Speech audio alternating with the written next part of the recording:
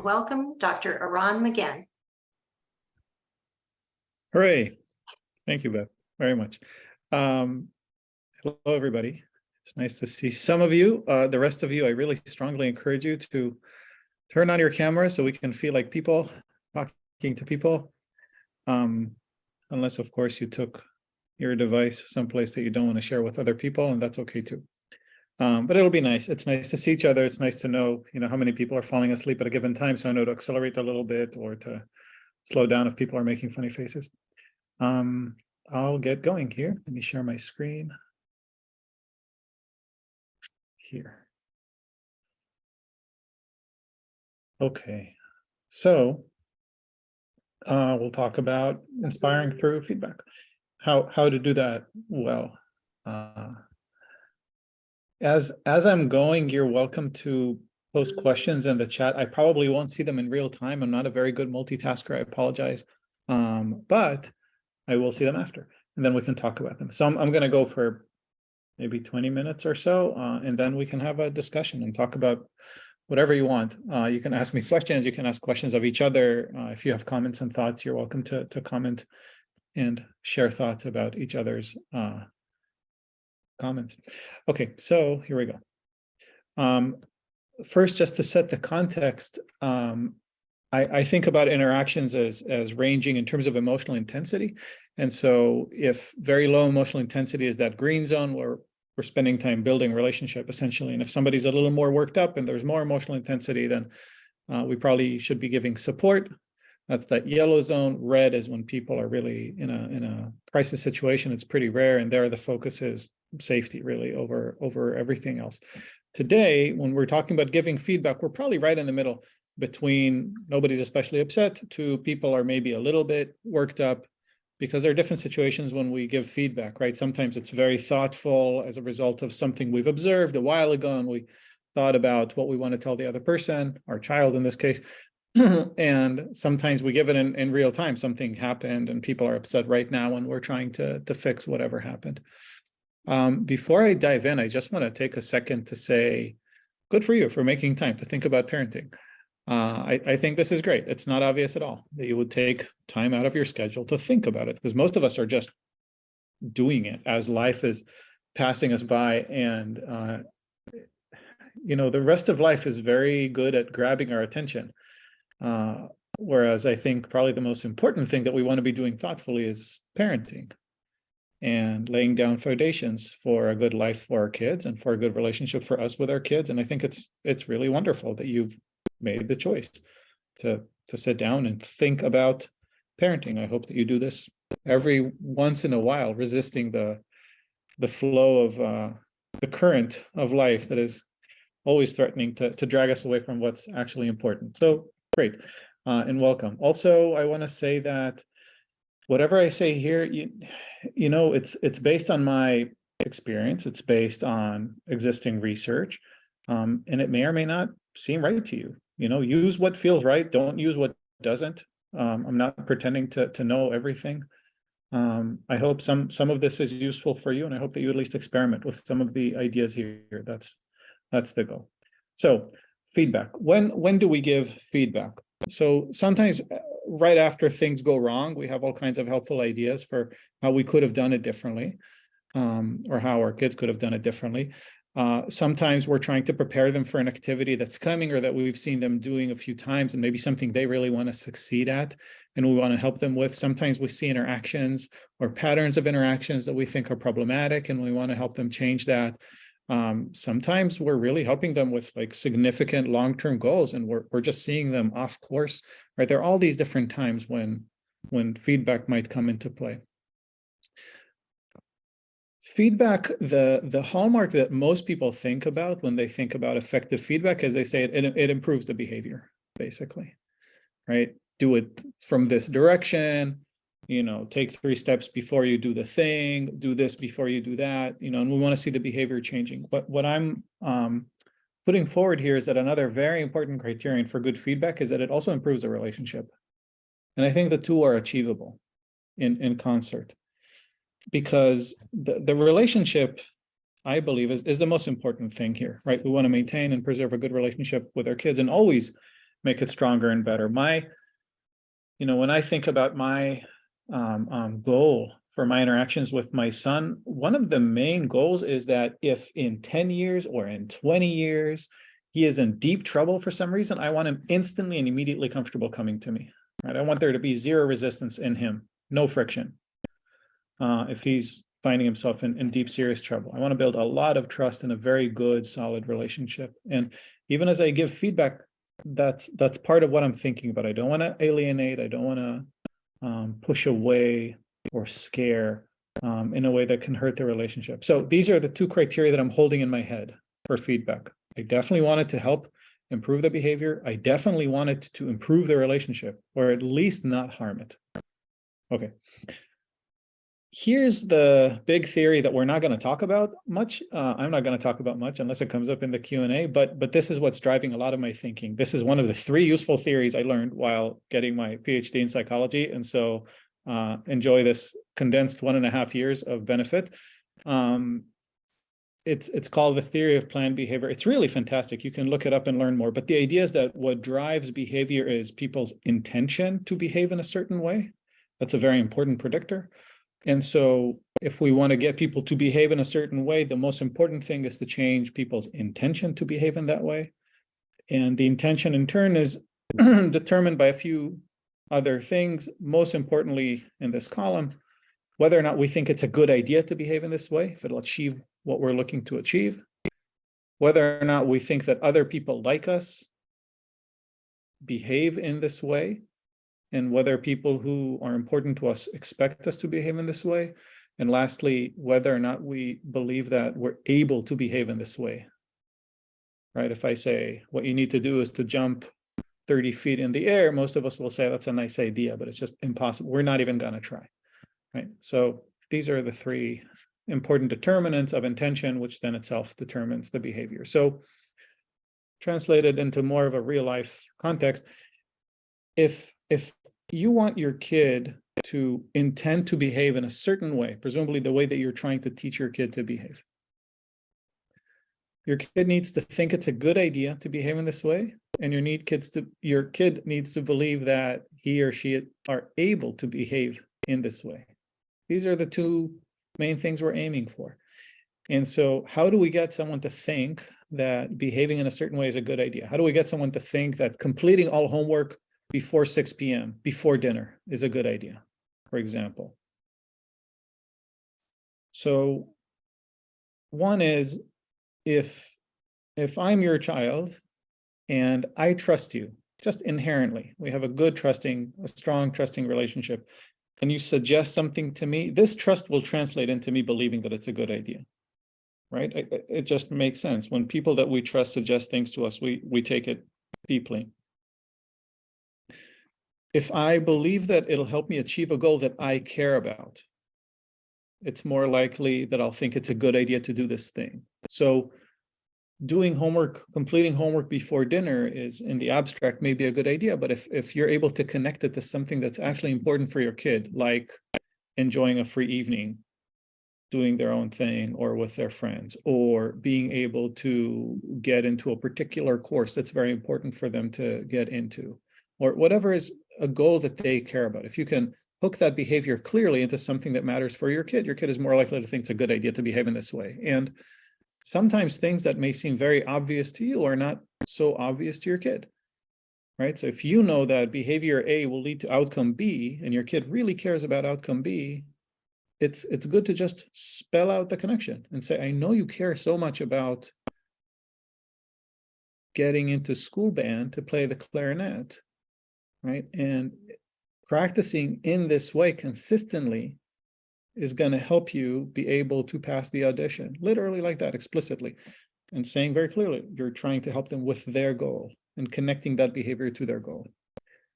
It doesn't matter if the goal is altruistic. It doesn't matter if the goal is, taking over the world and being the overlord of everything, or just kind of enjoying life. Whatever is the goal that they care about, that's the important thing. It's not about your goal, right? Your goals are not going to motivate your kids. Their goals are going to motivate them. So you have to be able to tie whatever advice you're giving them to the goal that they care about. And then they also need to believe that they're able to do this thing that you're suggesting. So whether it's doing homework by a certain hour or exercising a certain amount of time or practicing their clarinet or planting their feet in a certain way before they throw a frisbee or speaking with their friends in a certain way to avoid fighting, whatever it is, right? They need to believe that it's possible for them to do it. So what would make your child believe that the behavior is achievable? Big picture, if your kid trusts you, same factor again, right? If you're saying you can do this,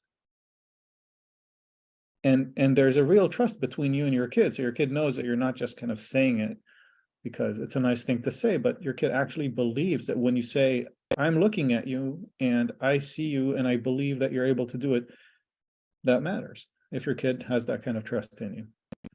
The other is if your kid's experience suggests that it's possible. And again, this is where you can draw the line between the behavior you're suggesting and maybe other behaviors that your kid has done before. So remember when you were building that model airplane and you saw, there were 1,500 pieces and it was all over the place and it just looked impossible. But then you decided that you're gonna build the wings first. I don't build model airplanes, so these examples are probably going to be easily refutable for some of you. But you decided to do it this particular way, and it worked beautifully. And then you had the old airplane. Do you remember this? So this is kind of like that, right? Where you really want to be able to run, dribble, do a layout, and shoot a three-pointer. But it's important to break the skills down, and it takes time. So to be able to connect past experiences that they've had to help them have a greater sense of self-efficacy regarding the thing that you're suggesting. That's another factor that improves kids' ability to believe that they're capable of implementing the solution you're suggesting. And lastly, very importantly, also, things that we are able to imagine, we just perceive as more likely to happen, right? Whatever we can imagine with clarity and intensity, we tend to think is more likely, which is sometimes true and sometimes not.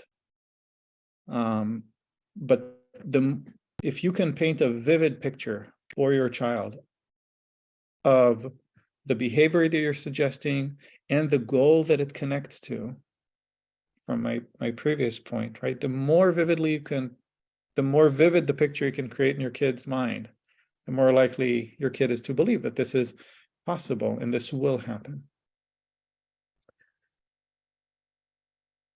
So one of the factors that repeats there, as you saw, is this idea of trust.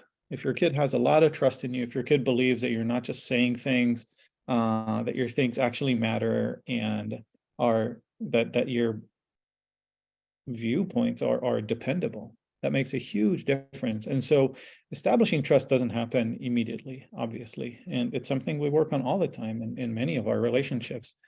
And that's something that I really very strongly encourage all of us to think about constantly with our kid. Am I making myself more trustworthy or less trustworthy with every interaction? And I fall back on this framework, the idea of the relational bank account.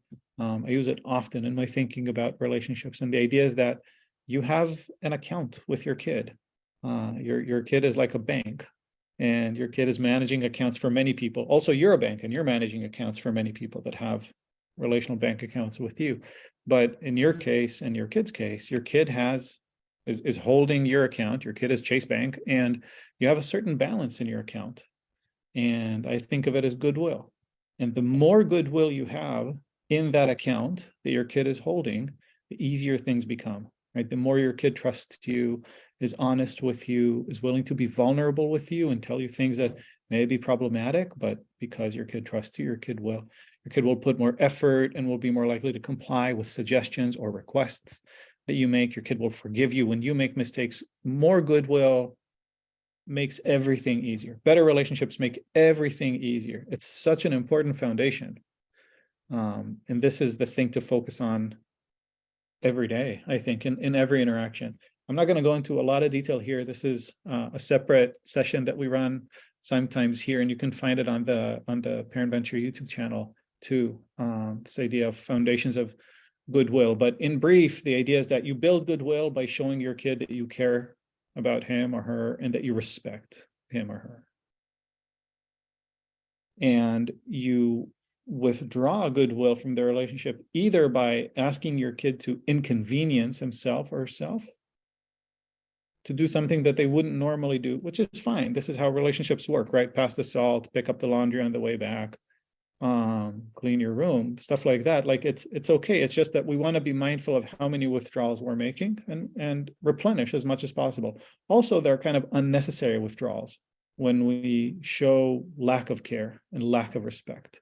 These end up taking a lot of goodwill out of the relationship. So the more we're able to show care and show respect, the more we're able to minimize withdrawals through displays of lack of care, lack of respect, or inconveniencing, the more goodwill is in the relationship, the more a kid trusts us, the more a kid is likely to listen to suggestions that we have and believe that it's a good idea. It's important to spend time convincing your child, explaining to your child why this is a good idea, this thing that you're suggesting in your feedback. It's important to reassure your child that it's possible, ideally by connecting it to past experiences that your child has had.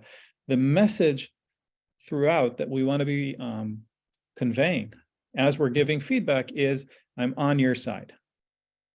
I'm doing this in order to help you achieve this particular goal that you really care about, and I believe that you're able to do it. These are the messages,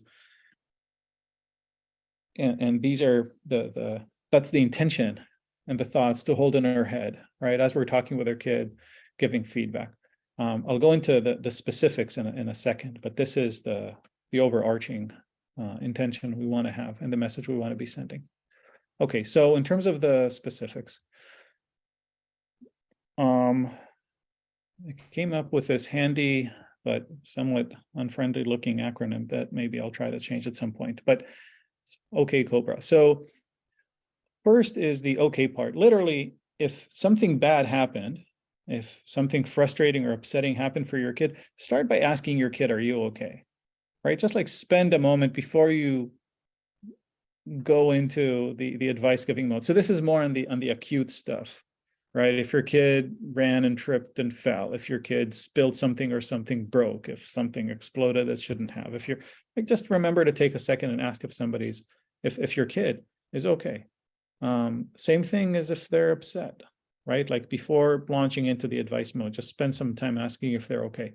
Again, there's a separate session. You can find it on the YouTube channel of the Parent Venture, or you can, I'm sure we'll be doing it again in the next season about how to support your child when your child's upset.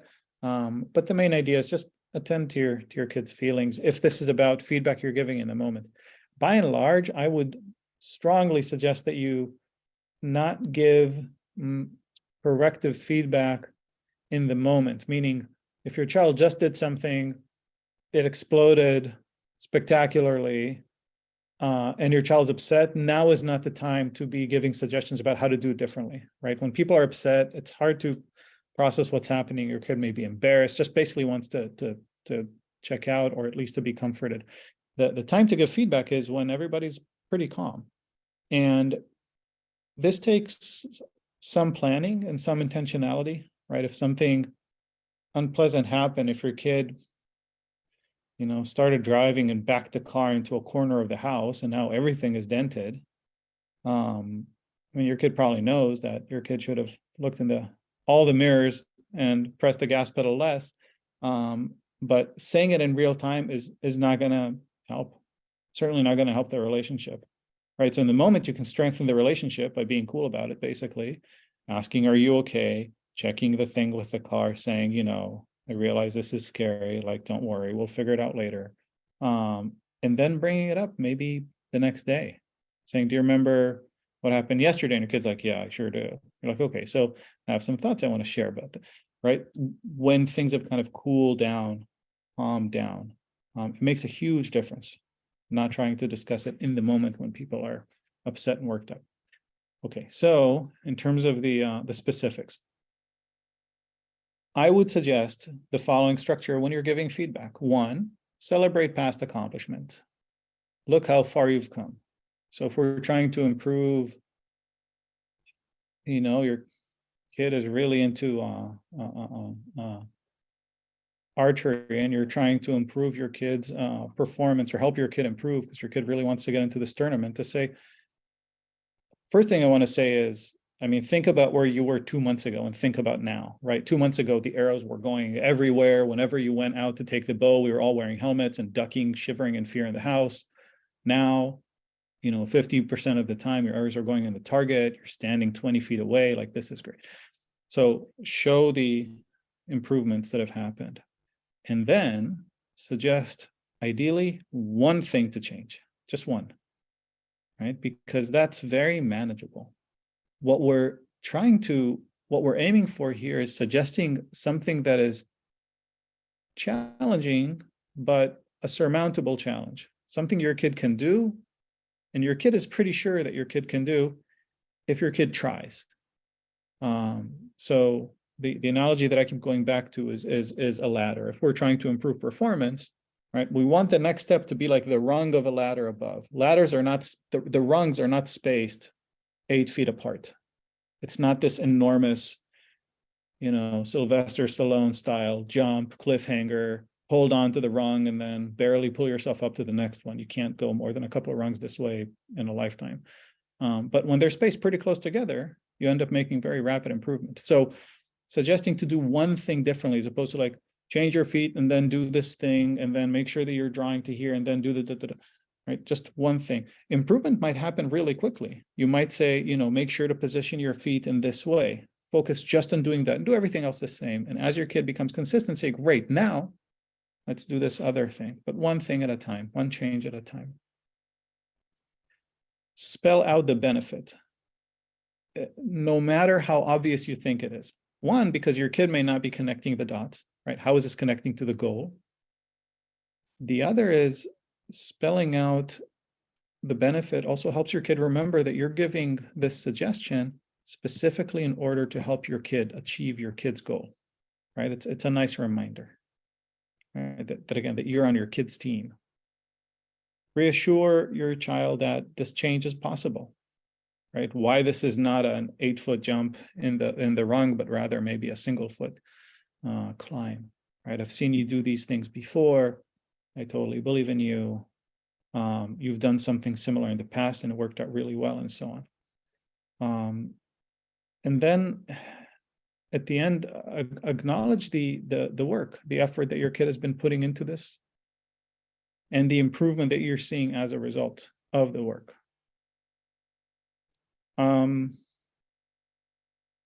I did not really provide scripts here that demonstrate the points, but I was trying to give examples as I'm going, but I'm happy to answer questions about this. It occurs to me now that maybe it would be better to provide these scripts. So that's really the order of events as I would suggest it. There are just a couple of other things that I wanted to mention that are not written here. One is to reiterate what I said before. Feedback when people are upset is not very effective. So save it for a time when you're not upset and your child is not upset or not emotionally activated, right? Decide on a time and then do it. The other thing that I wanted to say is it's also a wonderful form of feedback is about what is good and working and does not need to change, right? So talking about you're doing this amazingly well. I noticed that you're doing this thing and as a result, you're achieving this thing. Wonderful, good for you. That is also feedback. Sometimes people think that feedback means that only the things that need to change. But both of these forms of feedback are very, very important, right? For us to know what to keep doing the same and for us to know what to change.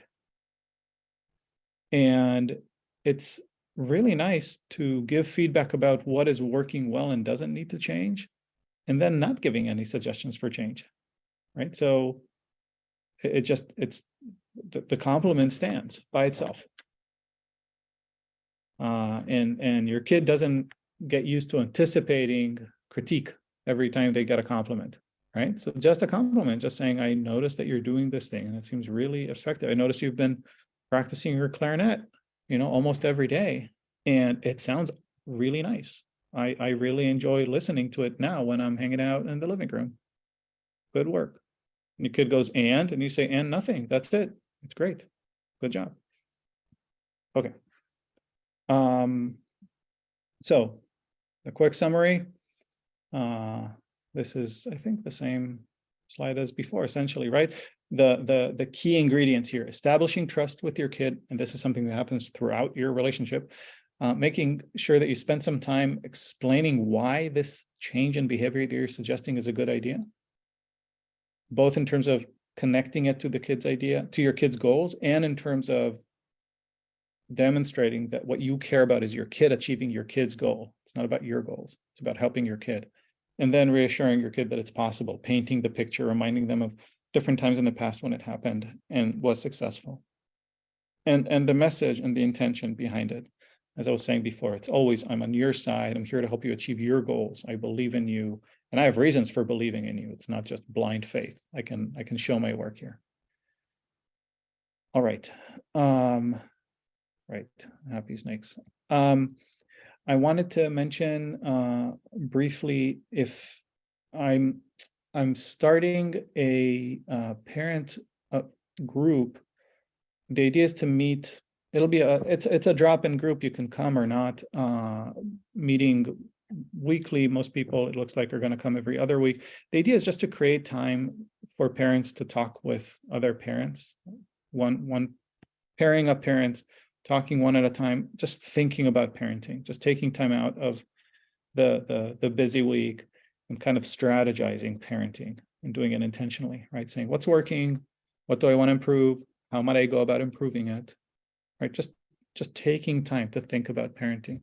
If this is something that's appealing or interesting, or if you want to get either more thoughts in the form of blog posts or hear about future workshops, you're very welcome to join the mailing list. I'll send out the announcements through there. So it's parentingforhumans.com/join.